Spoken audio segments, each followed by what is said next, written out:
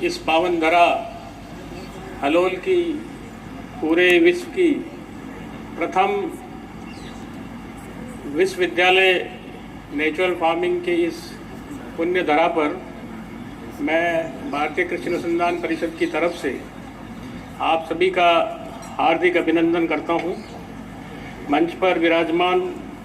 माननीय कुलपति doctor CK. तिम्बड़िया साहब, श्रीमान मुकेश जी शाह साहब,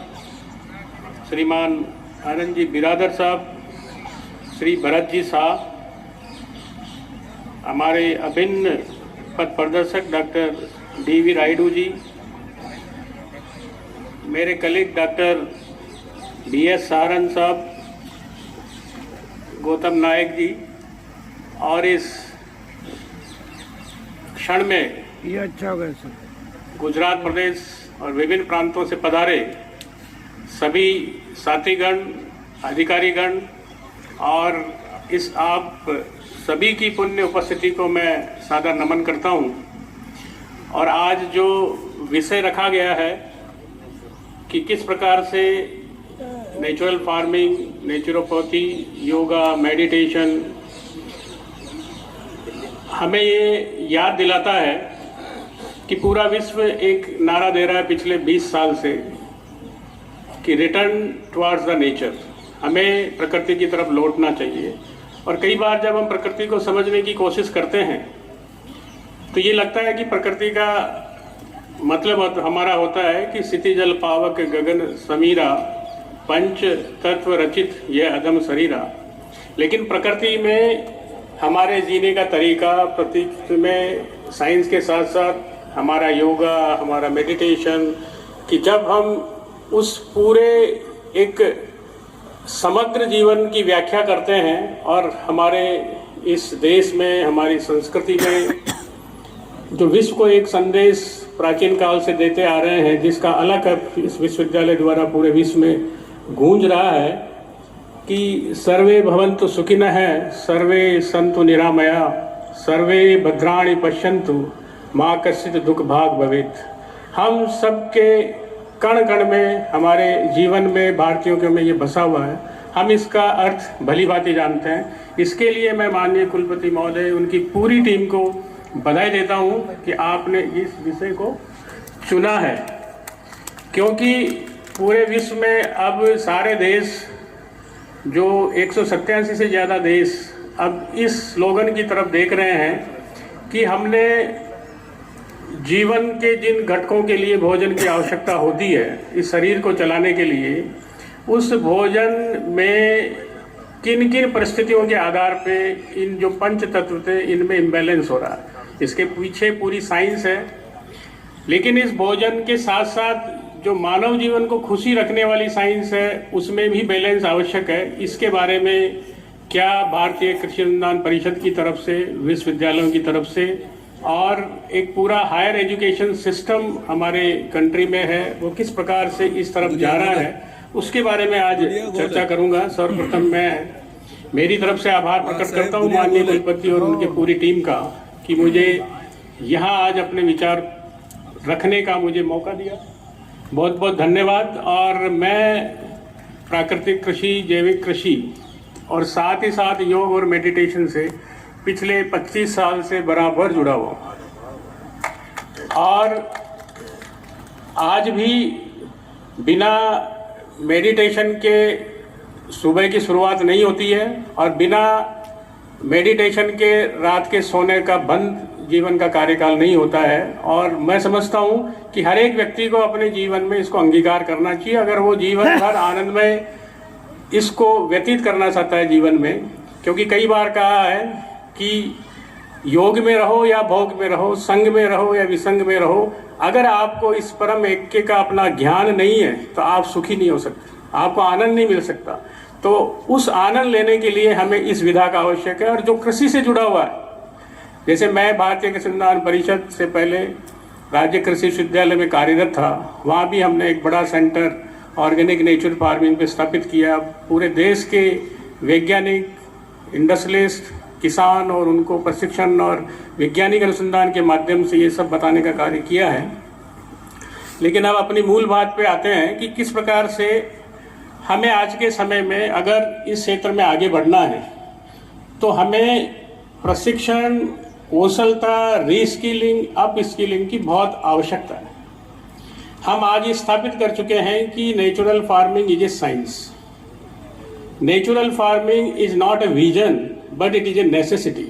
और आप सबको याद होगा कि अभी 19 से 21 नवंबर 2025 को जो कोयम्बटूर में हमारे माननीय प्रधानमंत्री श्री नरेंद्र मोदी जी भाई ने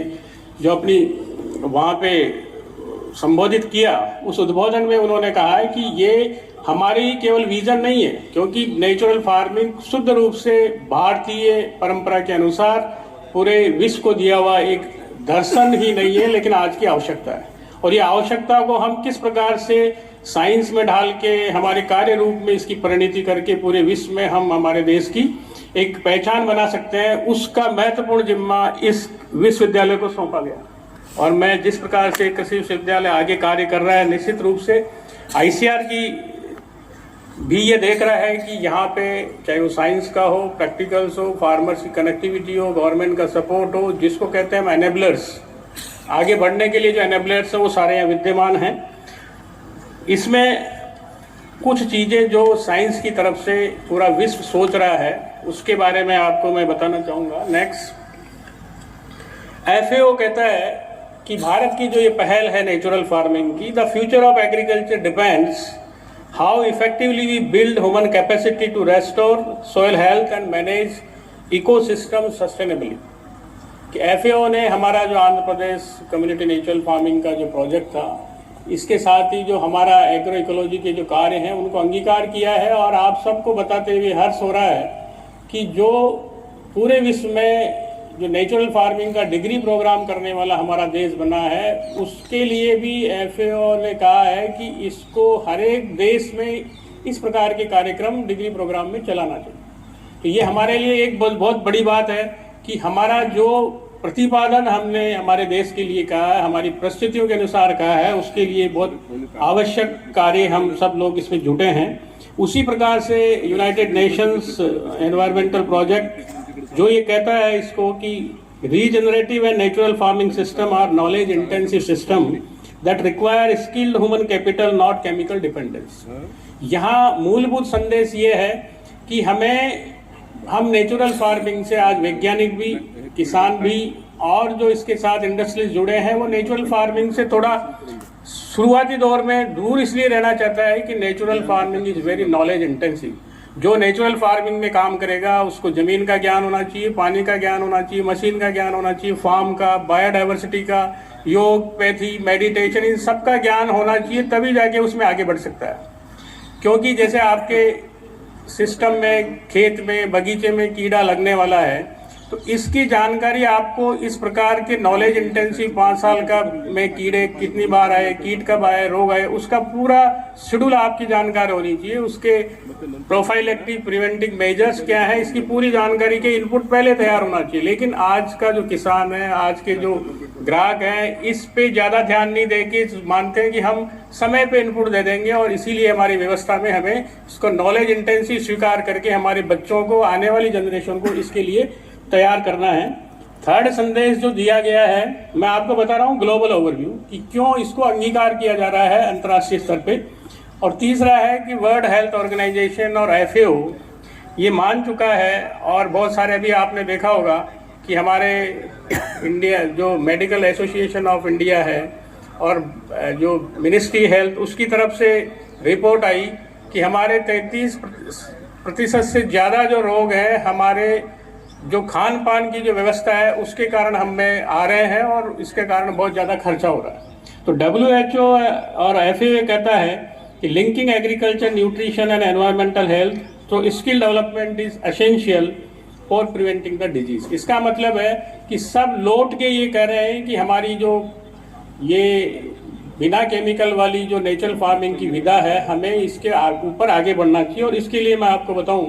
कि भारत सरकार की तरफ से बहुत सारे प्रयास इसमें किए जा रहे हैं। सभी राज्य सरकार इस तरफ आगे बढ़ रही है, जिसको अलग अलग नाम दिए गए हैं। कोई कहता है केमिकल फ्री एग्रीकल्चर, कोई कहता है पेस्टिसाइड फ्री रीजन्स, कोई कहता है कि नहीं रीजनरेटिव। लेकिन जब नेचुरल फार्मिंग की बात आती है तो इट इज हमारी केमिकल फ्री इंडिजिनस टेक्नोलॉजी है, जिसपे जैसा कि अभी माननीय प्रधानमंत्री जी ने भी कहा है कि ये भारत की तरफ से हमारी जो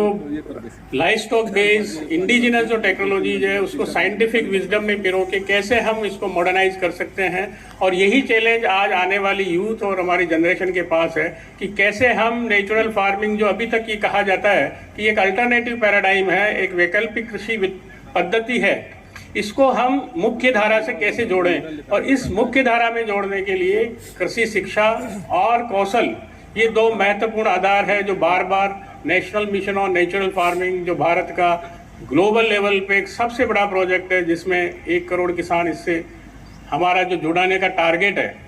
उसमें ये माना गया है कि अवेयरनेस और कौशल प्रशिक्षण एक महत्वपूर्ण मुद्दा है, क्योंकि हमारे दिमाग की रीट्यूनिंग, रीफ्रेमिंग, क्योंकि हमने मान चुके हैं हमारे 75 साल के उसमें कि केमिकल्स के बिना कुछ भी संभव नहीं है। लेकिन उन्हीं केमिकल्स के कारण आज जब हम ये कहते हैं, कृषि में बात करते हैं कि पहले 2010 से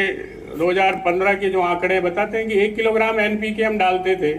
तो 13 किलोग्राम हमें 12 से 13 किलोग्राम चावल के दाने मिलते थे। आज हम जब डाल रहे हैं तो वो केवल 3 से 5 किलोग्राम रह गया। तो हम इस फार्मिंग से ज़्यादा टोटल हमारा फूड ग्रेन प्रोडक्शन बढ़ रहा है, विच इज़ द नेसेसिटी। लेकिन अगर फैक्टर प्रोडक्टिविटी की बात करें, सस्टेनेबिलिटी की बात करें, टिकाऊपन की बात करें, तो इससे हमारा टिकाऊपन धीरे धीरे कम आ रहा है। और ये आज हमारे देश में ही नहीं, पूरे विश्व में इसको अंगीकार किया गया है कि अगर हमें टिकाऊपन रखना है, हमारी देश की जो व्यवस्था है जहाँ पे छोटे मझले किसान ज़्यादा हैं, हमारी एक पौराणिक और हमारी जो देसी परंपरा है उसके अनुसार हमारी जीवन पद्धति बिल्कुल अलग है। उस जीवन पद्धति में हमारी जो नेचुरल फार्मिंग है, प्राकृतिक कृषि है, वही फिट बैठती है। और वो जब फिट बैठेगी जब पूरा एग्रो फूड सिस्टम उसके साथ मूव करेगा। एग्रो फूड सिस्टम का मतलब है कि हमारी जीवन पद्धति उसके साथ जुड़ेगी। एक नेचुरल फार्म है जहाँ अग्निहोत्र भी होता है, बायोडाइवर्सिटी भी है, वहाँ हमारे जो जानवर हैं, पशु हैं, उनकी भी होता है नेचुरल वे में। तो it is a complete system. लेकिन हमारे को ये प्राथमिकता तय करनी है कि प्राकृतिक रूप से हमारा केंद्र क्या होना चाहिए, चाहे वो शिक्षा का हो, चाहे बाजार का हो, चाहे ग्राहक का हो, कि हमें प्रकृति के 5 घटकों को कितनी वैल्यू देनी है। अगर आप 100% वैल्यू देते हैं तो इट इज 100% नेचुरल फार्म, कि आउटसाइड से हम नहीं लेंगे, लोकलिटी से लेंगे, हमारे फार्म को 100% सर्कुलर इकोनॉमी के साथ जोड़ेंगे। It is 100% value to the पंचभूत तत्व। अगर थोड़े बाहर जाते हैं कि बाहर से आप लाना चाहेंगे, आपके पास नहीं है, लेकिन वो भी एक प्रकृति के हिसाब से टेस्टेड, साइंटिफिकली टेस्टेड आपके सर्टिफाइड प्रोडक्ट आप यूज करेंगे, इनपुट यूज करेंगे, तो उसको हमने थोड़ा आगे बढ़ाया है कि बाउंड्री से बाहर निकलते हैं तो ये जैविक कृषि हो गई। अगर और कहेंगे कि नहीं साहब जैविक कृषि तो कर रहे हैं, ज्यादातर 70-80% घटक इसके हैं, लेकिन कभी कभी हम केमिकल डालें तो पीपल से इट इज ए रीजनरेटिव और हमारी मृदा की उसको ज्यादा प्रोडक्टिविटी बढ़ाने के लिए जो खराब हो गई हो। अगर आप उसके आगे जाते हैं, लेकिन ये तब संभव है जब आप नेचुरल फार्मिंग या पेस्टिसाइड फ्री रीजन तब है कि जब आप इसको एज ए इकोसिस्टम रूप में अपनाते हैं। That is the biggest challenge before our country, for our youth, कि हम इसको एक इकोसिस्टम रूप में फार्मिंग कैसे ले सकते हैं। जैसे आपने देखा होगा कि national mission on natural farming में 50 हेक्टर्स के ब्लॉक बनाए जा रहे हैं, पूरे गांव के लिए कहा जा रहा है, पूरे जिले के लिए इकोसिस्टम तैयार हो तो वो बेहतर होगा, उससे एफिशिएंसी बढ़ेगी, उससे हमारी जो आमदनी है किसान की, जो छोटे मजले हैं वो भी इसमें मिलेंगे, इंक्लूसिवनेस बढ़ेगी और सोसाइटी में एक इकोसिस्टम तैयार होगा। जो आज की जो व्यवस्था है हमारे देश में, नेचुरल फार्मिंग और केमिकल फ्री एग्रीकल्चर और ऑर्गेनिक फार्मिंग, 5% से नीचे हमारा, जैसे 220 मिलियन हेक्टर है उसमें 5% एरिया हमारा इसमें है। हमारा चैलेंज ये है आज की इसको कृषि शिक्षा के माध्यम से जोड़ के हम आने वाली जनरेशन में इसको ये भाव उनमें पिरोहित कर रहे हैं कि chemical free agriculture, natural farming को अगर भारतीय व्यवस्था में गांवों के साथ, उनकी जीवन व्यवस्था के साथ जोड़ दिया जाए तो ये संभव है कि हम उतनी ही उत्पादकता, उतनी ही हमारी टिकाऊपन और अच्छे जीवन के साथ हम आगे बढ़ सकते हैं। और यही सोच के भारतीय कृषि अनुसंधान परिषद नई दिल्ली ने प्रथम बार 2023-24 में नेचुरल फार्मिंग में पूरा डिग्री कोर्स चलाया। मैं धन्यवाद देता हूं माननीय कुलपति महोदय साहब को, जिन्होंने पीजी प्रोग्राम भी इस विश्वविद्यालय में शुरू किया है। जल्दी पीएचडी प्रोग्राम भी शुरू होगा और सभी कृषि विश्वविद्यालय इसकी तरफ बहुत ध्यान दे रहे हैं, क्योंकि हम ये मान के चलते हैं कि अभी जो हमारा स्टेज है इस कृषि की ओर बढ़ने का, वैकल्पिक कृषि के रूप में हम अंगीकार कर रहे हैं। कुछ किसान आगे बढ़ते हैं फिर पीछे आते हैं, कुछ किसान एक्सपोर्ट की तरफ बढ़ रहे हैं। तो तीन तरह का अभी परिप्रेक्ष्य हमारे सामने है कि एक किसान वो, एक व्यक्ति वो जिसका अपना पैशन है, जो ये मान के अंगीकार कर चुका है कि नेचुरल फार्मिंग के माध्यम से, जैसे मैं अपना मान के चलता हूँ कि अगर योग, मेडिटेशन, नेचुरोपैथी के माध्यम से मैं अपने रोग ठीक कर सकता हूँ। सामान्य तौर से अभी तक मैं किसी हॉस्पिटल वगैरह में सामान्य रूप से नहीं जाता, कारण मुझे ये पता है कि किस प्रकार से मेरी एनर्जी का प्रभाव, पांचों तत्व का प्रभाव मुझे अंग की तरफ ले जाना है। योग क्रिया करनी है, सुबह शाम प्राणायाम करना है, सुबह शाम किस प्रकार से मुझे विचारहीन रहना है कुछ देर के लिए, ताकि वो प्रकल्प मेरे भाव में पिरोहित हो और मैं उसकी तरफ अपनी एनर्जी से इस पंचभूत, क्योंकि हर एक व्यक्ति का सिस्टम अलग होता है और यही नेचुरल फार्मिंग के साथ जुड़ा हुआ है कि हर एक फार्म का अपना सिस्टम होता है। और नेचुरल फार्मिंग को इसलिए कहा जाता है कि it is a knowledge intensive. मुझे आपके शरीर का ज्ञान नहीं हो सकता, कुछ चीजें बहुत सिमिलर हो सकती है 75%, लेकिन 25% चीजें ऐसी है कि कब उठना है, कब सोना है, कितने बजे मेडिटेशन करना है, कोई 10 बजे करेगा, कोई 5 बजे करेगा, कैसे मिलान करेगा अपने इससे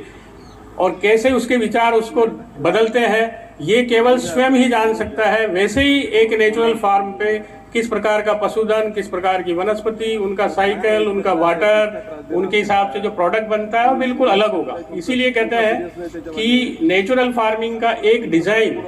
दूसरे खेत पे रेप्लिकेट करना, it is again a challenge before the science.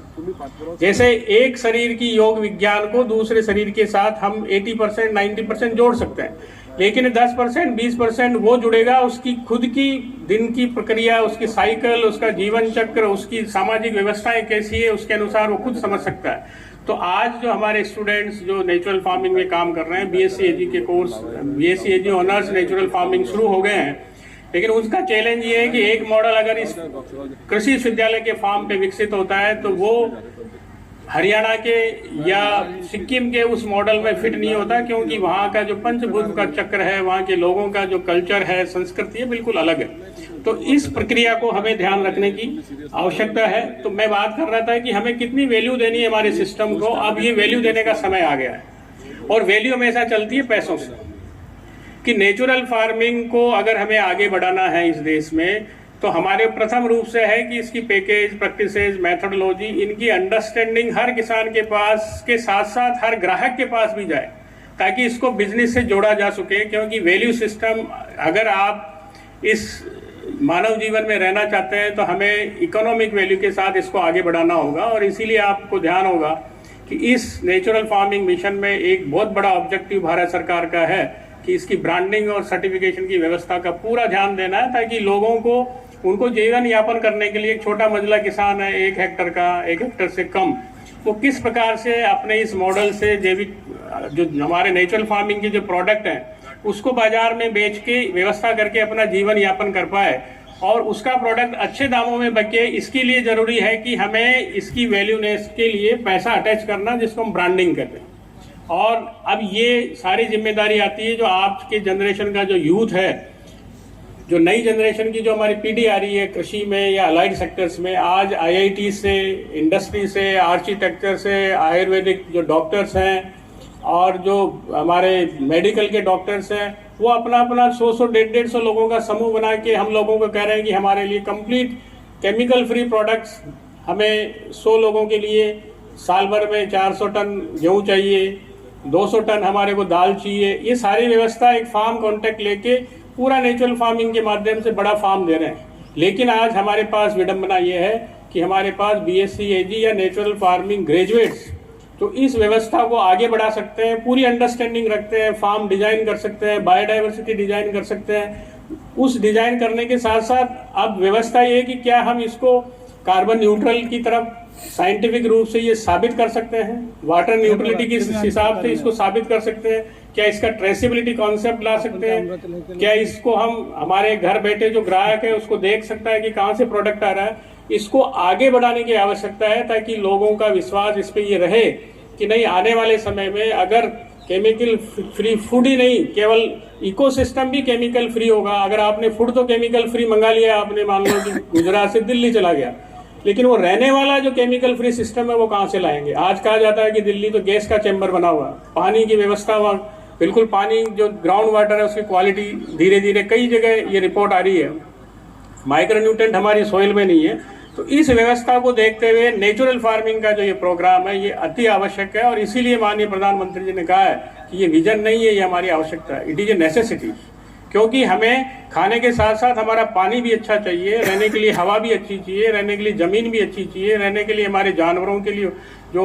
हमारे को जो फीड की व्यवस्था करनी है, घास की व्यवस्था करनी चाहिए, वो भी अच्छी चाहिए। इसीलिए कहते हैं कि केमिकल फार्मिंग फ्री जो व्यवस्था है वो इकोसिस्टम बेस्ड होनी चाहिए, और नेचुरल फार्मिंग हमेशा इस पे एम्फेसिस देता है कि ये इकोसिस्टम बेस्ड हो। केमिकल फार्मिंग में हम एक जो फील्ड है, एक प्लॉट है, इसका अलग आपका हिसाब से कार्य चलता है, लेकिन एक जो बहुत बड़ा डाइवर्जन केमिकल और नेचुरल फार्मिंग में है कि हम इकोसिस्टम बेस्ड लैंडस्केप मैनेजमेंट पे इस पूरी व्यवस्था को रखना चाहते हैं, जिसमें चाहे वहाँ का श्रमिक हो, चाहे वहाँ के पशु हो, चाहे वहाँ का पानी हो, चाहे गांव का जो पानी बह रहा है, वहाँ की नदी हो, वहाँ का नाला हो, इन सब को माध्यम से लेके हम उन घटक को साथ में लेना है। और इसके लिए अब तक जो व्यवस्था थी हमारी कृषि शिक्षा की,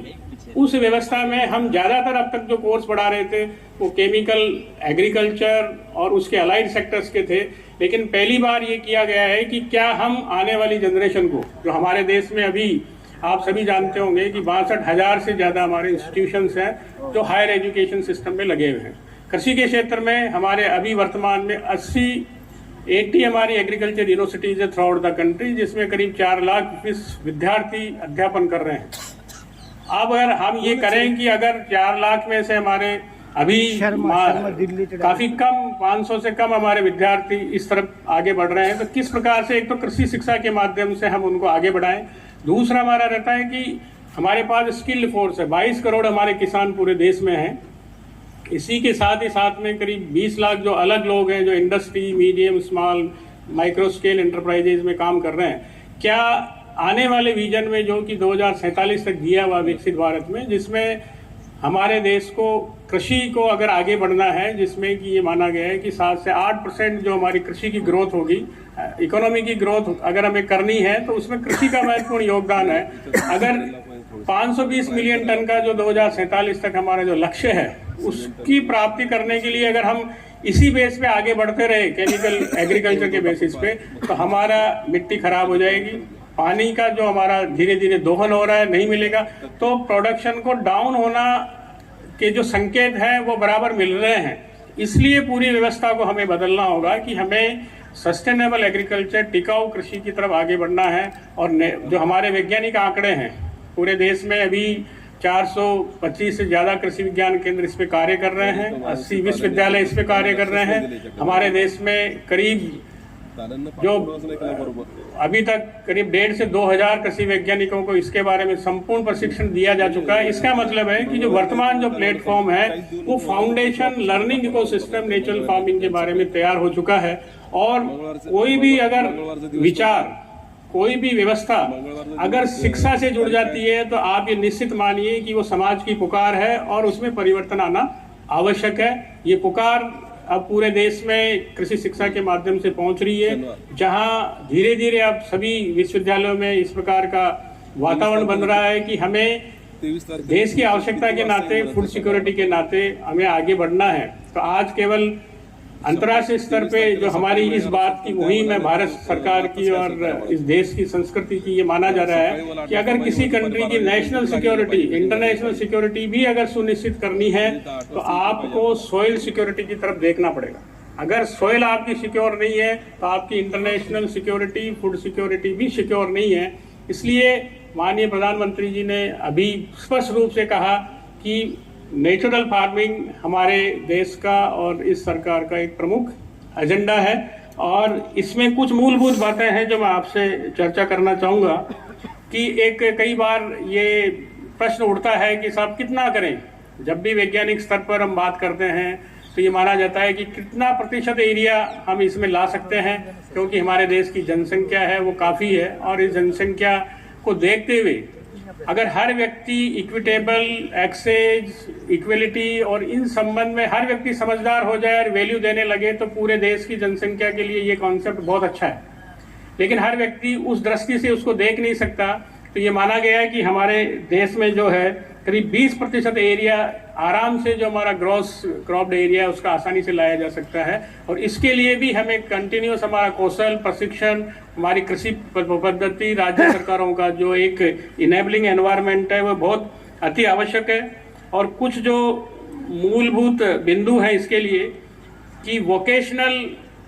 जो प्रशिक्षण है नेचुरल फार्मिंग पे वो आज के समय में अति आवश्यक हो गए हैं। और भारत सरकार की जो NEP 2020 है इसमें माना जाता है कि अभी वर्तमान में हायर एजुकेशन की ओर अग्रसर होने वाले करीब 14 करोड़ बच्चे हैं जो इस एज ग्रुप में हैं, जो 15 से जो 19 वाला है। अब इस एज ग्रुप के जो बच्चे हैं हमारे पास अभी 4.4 करोड़ हायर एजुकेशन में हैं, तो उनको बाकी बच्चों को भी कैसे जोड़ा जाए, इसके लिए सर्टिफिकेट, डिप्लोमा, वोकेशनल ट्रेनिंग और स्किल काउंसिल ऑफ इंडिया है, इनके माध्यम से उनको जोड़ा जा रहा है। और NEP 2020 के बाद ये व्यवस्था हो गई है कि आप किसी भी प्रकार का सर्टिफिकेट, डिप्लोमा या माइक्रो सर्टिफिकेट कोर्स करें, जैसे कि आपको एज ए पॉलिनेशन असेसर के रूप में किसी विद्यार्थी को किसी कंपनी या किसी प्राइवेट NGO में काम करना है जहां वो एक कार्बन या इकोसिस्टम सर्विसेज के माध्यम से असेसर के रूप में काम करना चाहता है, तो उसको कितनी मधुमक्खियां, कितनी तितलियां कितनी बार आती है, कितना उनका फायदा है, कैसे क्या, इसका पूरी रिकॉर्डिंग करनी है। तो एक माइक्रो सर्टिफिकेट का वो प्रोग्राम के माध्यम से स्पेशल प्रोग्राम सब चलेंगे जिसको हम कहते हैं कि कस्टमाइज मॉड्यूलर ट्रेनिंग प्रोग्राम और सर्टिफिकेट्स, जिसके माध्यम से ज्यादा बच्चों को जोड़ा जा सकता है। ऑनलाइन एजुकेशन सिस्टम के माध्यम से इस प्रकार के प्रावधान किया जा रहा है। और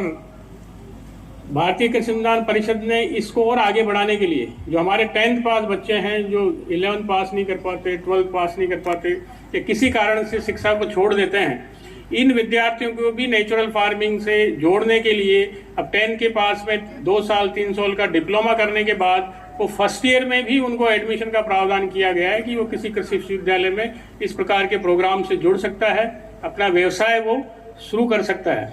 और इसके लिए भारतीय कृषि अनुसंधान परिषद ने अपनी गाइडलाइन भी पूरी निकाल दी है। एक जो अभी बहुत सारे स्टार्टअप्स, इनोवेशंस इसमें आ रहे हैं, भारत सरकार ने जो 10,000 स्टार्टअप और इसका जो टारगेट चुना है उसमें कई सारे स्टार्टअप्स जो जैसे dyno fresh natural and nutritionally balance startup, तो जो नए बच्चे आ रहे हैं, नए विद्यार्थी जो आ रहे हैं, उनका विचार जो पुराना जो हमारा हम जिस प्रकार से सोचते थे उनसे बिल्कुल अलग है। वो समस्या आधारित कार्य को लेके अपना सर्टिफिकेट और डिप्लोमा लेना चाहते हैं। डिग्री के करने के बाद भी वो चाहते हैं कि मुझे इस डायरेक्शन में देना है, तो क्या इस प्रकार के मॉड्यूलर कोर्स, क्या इस प्रकार के मॉड्यूलर ट्रेनिंग सर्टिफिकेट्स। एक विद्यार्थी है जिसने अपना बीटेक से शिक्षा ली है, अब वो एनिमल पेट फूड्स में आगे बढ़ना चाहता है जो कि नेचुरली और फ्रेश हो, जिसकी डिमांड है। Now is targeting the particular profession जो कंप्लीटली नेचुरल फूड पे आधारित है। उसके लिए उसको नेचुरल फूड जो एनिमल्स को आवश्यक है, उनके कंपोजिशन, उनका फूड, उनकी डायरेटिक्स, उनकी न्यूट्रिशन, ये सारी विधा चाहिए। वो एग्रीकल्चर को समझना चाहता है, कहाँ उसका फूड प्रोड्यूस होता है उसको समझना चाहता है। इस प्रकार के चेंजेबल प्रोग्राम्स के आज के समय की आवश्यकता है, जो कि हमें इस विश्वविद्यालय द्वारा, अन्य विश्वविद्यालय द्वारा भी हमें इस प्रकार के प्रोग्राम बिल्डअप करने होंगे अगर आने वाले समय में नेचुरल फार्मिंग को एज ए इकोसिस्टम और एक मेन फूड स्ट्रीम में हमें लाना होगा। आज नाइट्रोजन और नाइट्रेट फ्री फूड की बात बढ़ रही है, क्योंकि बहुत सारी लोगों में प्रॉब्लम्स बढ़ रही है, यूरिक एसिड की, नाइट्रेट की। तो लोग आजकल एक लेबल देखने लगे हैं कि इसमें नाइट्रेट कितना है, नाइट्रेट फ्री फूड है कि नहीं है। तो इस प्रकार के कस्टमाइज फूड की हैबिट लोगों में बढ़ रही है। तो क्या हम मार्केट को देख के हमारे नेचुरल फार्मिंग के कोर्स हम चला सकते हैं, इस प्रकार के स्पेशल प्रोविजंस कर सकते हैं, जिसको हम कहते हैं एंटरप्रेन्योरशिप।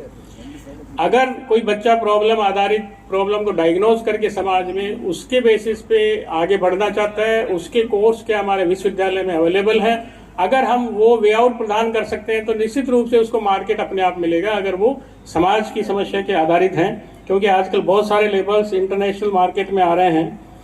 एक स्टार्टअप है जैसे कि राजस्थान से ही, जिसको पहली बार चीफ सेक्रेटरीज कॉन्फ्रेंस में भी फीचर किया जा रहा है, ईएफ पॉलीमर्स, कि मिट्टी में जल धारण की क्षमता कैसे बढ़ाए नेचुरल तरीके से। तो संतरे के छिलकों से उसने एक ऐसा ईएफ पॉलीमर तैयार किया जो सिंथेटिक रूप से जो पॉलीमर अवेलेबल है उन पॉलीमर से भी बेहतर है। तो हमारे युवा आज इस डायरेक्शन में जा रहे हैं कि नेचुरल फार्मिंग के जो घटक हैं उन पे नया नया इनोवेशन करके उनके हब बना के आगे बढ़ना चाहते हैं और उसको समाज को भी कुछ देना चाहते हैं और खुद का लिवलीहुड भी कमाना चाहते हैं। इस प्रकार की शिक्षा व्यवस्था में आजकल परिवर्तन आ रहा है। मैं समझता हूँ कि जो अपस्किलिंग है कि हम नेचुरल फार्मिंग से किस प्रकार से हमारी प्रोडक्टिविटी, सस्टेनेबिलिटी, इकोनॉमिक्स बढ़ा सकते हैं, उस पे कार्य चल रहा है और कार्य करने की आवश्यकता है। रीस्किलिंग की हमें आवश्यकता है। रीस्किलिंग इसलिए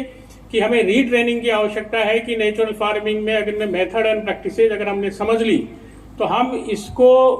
न्यूट्रासिटिकल से कैसे जोड़ सकते हैं, फंक्शनल फूड से कैसे जोड़ सकते हैं, क्या इस प्रकार की रीट्रेनिंग हमारे बच्चों में हम दे सकते हैं। इस प्रकार के नए भविष्य पे काम किया जा रहा है ताकि पूरा इकोसिस्टम एक natural food based agro food system है, जो कि इस विश्वविद्यालय का और इस भारतीय कृषि शिक्षा पद्धति का एक ध्येय है कि लोगों का संपूर्ण जीवन खुशमय हो। और उस खुशमय में ये भी नेचुरल फार्मिंग का जो हमने कोर्स डिजाइन किया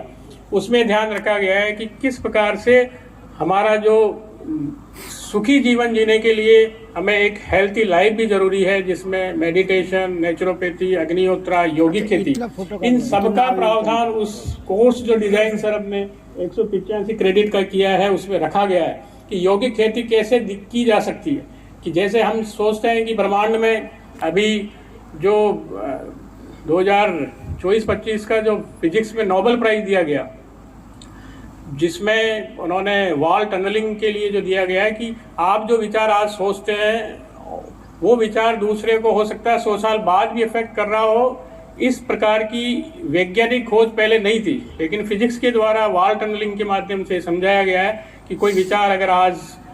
शाह साहब ने कुछ दिया है और वो ब्रह्मांड से जुड़ता है तो उस विचार का जुड़ाव आगे हजारों साल तक रहेगा। तो ये साबित करता है कि ये सारी व्यवस्थाएं नेचर प्रदत्त है और जो साइंस है it is not beyond the nature, it is a part of nature. इसकी लिमिट जो है हमारी नेचर डिसाइड करती है, हमारे पंचभूत डिसाइड करते हैं और नेचुरल फार्मिंग उस लिमिट में हमेशा मेंटेन करके चलती है, इसीलिए ये शाश्वत है। बहुत बहुत धन्यवाद, आप सबने मुझे मौका दिया और सभी हमारे जो यहाँ बैठे हैं स्वजन बंधु सबको भी बहुत बहुत धन्यवाद। जय भारत।